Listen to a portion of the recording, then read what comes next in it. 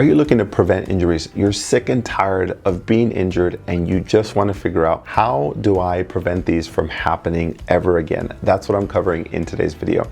My name is Dr. Chris Garcia. I'm a leading expert in injury prevention and rehabilitation to help people just like yourself feel their absolute best and live their best life. Injuries happen for many reasons. I'm going to simplify this video and help you understand that there are two. We're going to break these down into two different injuries. Contact injuries, where if you were walking and a dog was coming by you and they knocked you over, that's a contact injury. If you were playing sport and somebody tackled you, that's a contact injury. If you were driving and you were in a motor vehicle accident, that's a contact injury. An external or an outside object hit you and that's what created the pain or the injury. Those are contact injuries. We're going to take those out of the equation. Now we're going to talk about non-contact injuries that are all due to one simple thing, which is repetitive stress, repetitive movements. So for instance, if I raise my arm, I work in a factory and I raise my arm 10,000 times a day, you can imagine I'm placing a lot of stress on this shoulder, and that repetitive stress is what leads to injuries. That's the same thing if you had a paper clip and you undid the paper clip and you went back and forth and you figured it out and you did it 1,000 times and it finally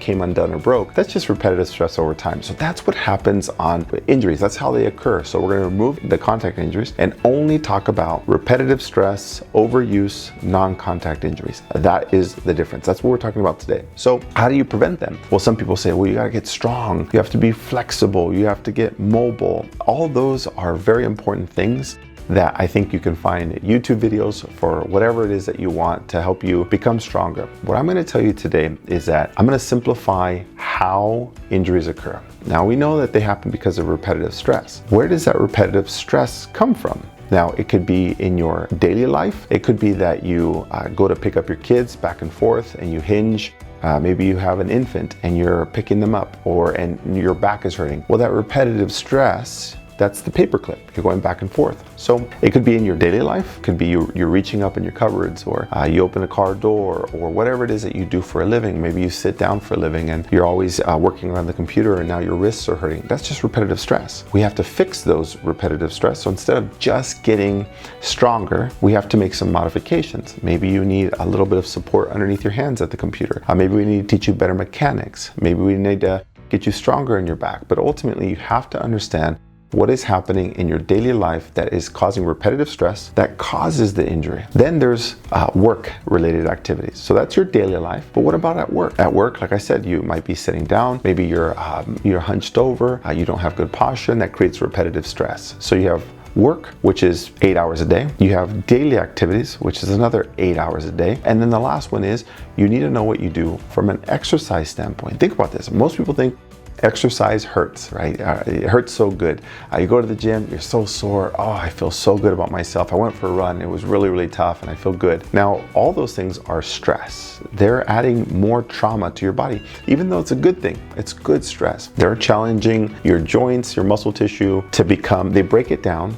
Exercise places stress on the tissue and it breaks down, and then it has to repair itself to be even stronger than it was before. And so exercise is a good thing for the body.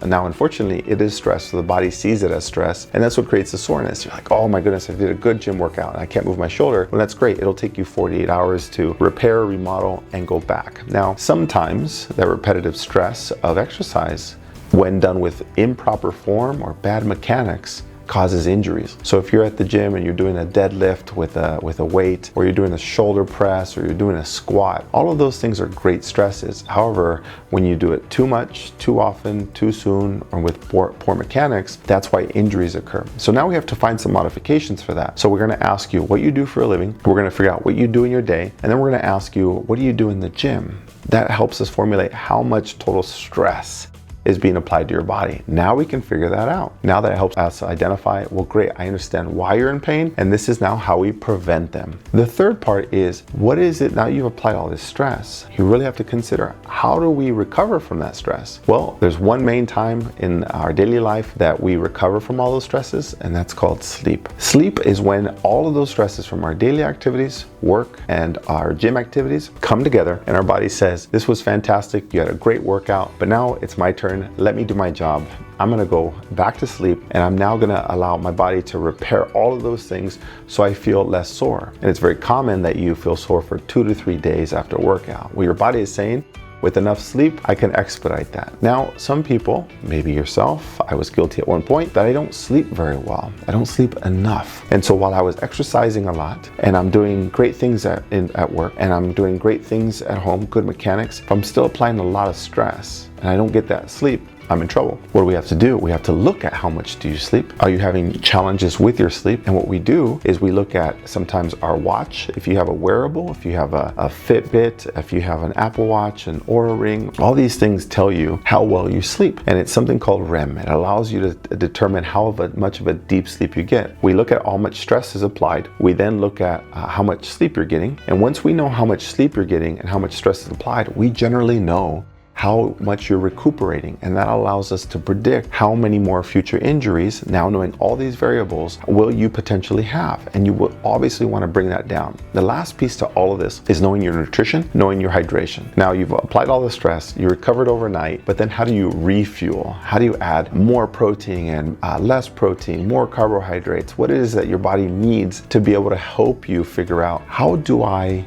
become more stronger, more resilient, without having to do more exercise? How do I streamline this? And so when you take this approach of controlling stresses, controlling sleep, and controlling the refueling aspect of your nutrition, you now are the powerhouse on how to avoid injuries in the future. This allows you to be more healthy, more active, without being concerned of those constant aches and pains that you've been able to do, while you're getting more flexible, more mobile, doing all the things that you do inside your regimen. These 3 main components will help you make a significant impact. And for those of you who've struggled and you say, I haven't been able to figure this out, what do I do? Now you have to be able to find a professional who can do all of these 3 things. Now in an ideal world, you have one person, but maybe in your community, you have 3 different people helping you. That's fantastic. For those of you who've been stuck, frustrated, the team at Sports Performance Physical Therapy helps people just like you, being able to monitor all of those things, whether you're in pain now or out of pain and you don't want to continue being in that. We have something called our Wellness Club. Our Wellness Club, it's a program to be able to help people with all those big domains. We help people get rid of pain. That's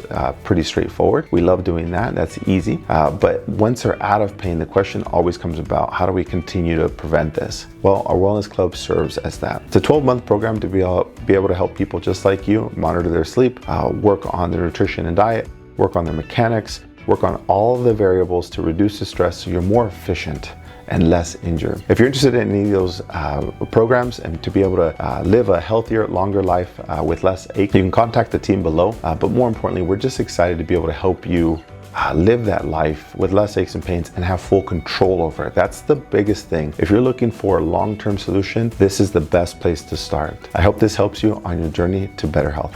Hi, if you found this video helpful, please give it a thumbs up. Don't forget to subscribe and hit the bell notification for my weekly tips on improving your lifelong health without aches and pains. Thanks, and I'll see you soon.